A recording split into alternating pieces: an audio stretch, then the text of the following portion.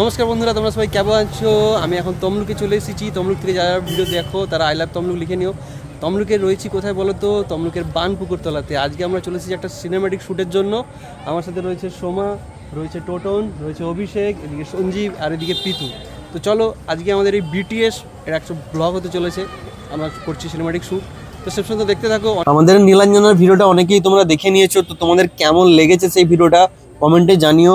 তোমাদের কমেন্ট কিন্তু আমাদের উৎসাহ দেবে এই ধরনের আরও এরকম শর্টস ভিডিও বানাতে, মিউজিক ভিডিও বানাতে বা স্টোরি বানাতে। তো আজকের কনসেপ্টটা ছিল বাংলা সিনেমার অতি পরিচিত বন্ধন সিনেমার সেই যে গান, সে ছিল বড়ই আনমনা। তো তার লিখেছিল সে এক কবিতা, নীলাঞ্জনার পার্টটাই আমরা করবো আজকে শ্যুট। তো আমরা বানপুকুর পাড়ে রয়েছি। এই বিকেল বেলাটা বেশ সুন্দর একটা গোল্ডেন লাইট আমরা পেয়েছিলাম, তাই জন্য শ্যুটটা খুব ভালো হয়েছে। তো তমলুকের বানপুকুর তলাটা খুবই সুন্দর একটা জায়গা, যেখানে বিকেল থেকে সন্ধ্যাবেলা অবধি মানুষরা আড্ডা দিতে আসে। লাইটিংটা এখানে দারুণ পাওয়া যায়। সত্যি বলতে সন্ধ্যার পর তো যেন মনে হয় আরও একটা দারুণ জায়গা তৈরি হয়ে গেছে।